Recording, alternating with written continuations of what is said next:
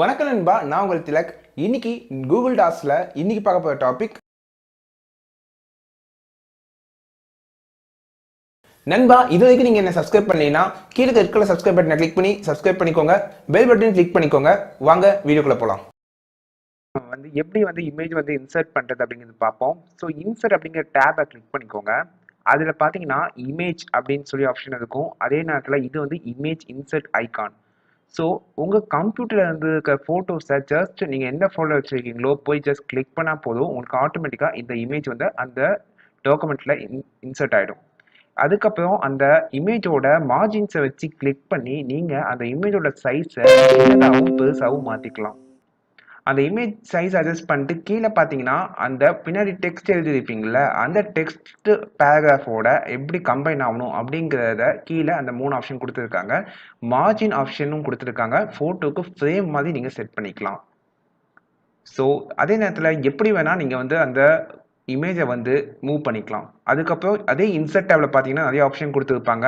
நீங்கள் உங்கள் டிரைவ்லேருந்து இன்சர்ட் பண்ணிக்கலாம். இல்லை இப்போ கூகுளுக்குள்ளே போய் ஒரு இமேஜ் கிளிக் பண்ணுறேன். இப்போ இந்த இமேஜ் என்னோட கூகுளில் இருக்குது. ஸோ அதோட யூஆர்எல்னு சொல்லுவாங்க, மேலே இருக்க லிங்க்கை அதை காப்பி பண்ணிட்டு நீங்கள் இங்கே இன்சர்ட் இமேஜ்குள்ளே போயிட்டு பை யூஆர்எல் அப்படின்னு சொல்லி கொடுத்தீங்கன்னா அந்த யூஆர்எல்லை காப்பி பண்ணி அந்த யூஆர்எல்ல ஜஸ்ட் நீங்கள் பேஸ்ட் பண்ணிக்கோங்க. பேஸ்ட் பண்ணிட்டு இன்சர்ட் அப்படின்னு சொல்லி கொடுத்தீங்கன்னா உடனே ஆட்டோமேட்டிக்காக அந்த இமேஜ் இன்சர்ட் ஆகிடும்.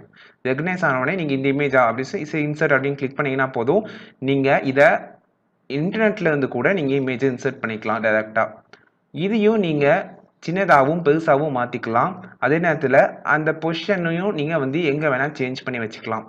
இன்னொரு ஆப்ஷன் என்ன அப்படிங்கிறதுனா, இதில் டிரைவ்லேருந்து இன்சர்ட் பண்ணிக்கலாம். இது மாதிரி இன்டர்நெட்லேருந்து இன்சர்ட் பண்ணிக்கலாம். உங்களோட இன்டர்னல் மெமரி அதுலேருந்தும் நீங்கள் இந்த இமேஜஸை இன்சர்ட் பண்ணிக்கலாம். இது முழுக்க ஒரு ஆன்லைன் பேஸ்ட் அப்ளிகேஷன்னால உங்களுக்கு இமேஜஸை நீங்கள் ஆன்லைன்லேருந்தும் எடுத்துக்கலாம்.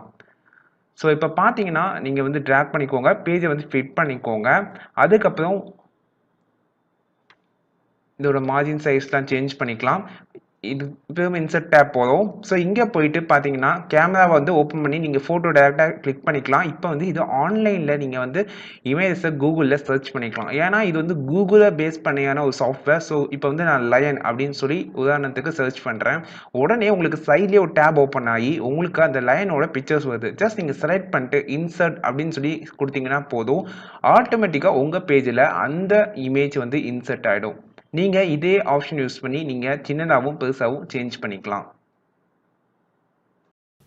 நண்பா, இன்னைக்கு பார்த்த டாபிக் உங்களுக்கு ரொம்ப யூஸ்ஃபுல்லாக இருக்குன்னு நினைச்சீங்கன்னா மறக்காம கீழே ரெட் கலர் சப்ஸ்கிரைப் பட்டனை கிளிக் பண்ணி இந்த சேனலை சப்ஸ்கிரைப் பண்ணிக்கோங்க. இது டெக் தமிழ் டாட்ஸ், கொஞ்சம் தமிழில் சில டெக் பற்றி.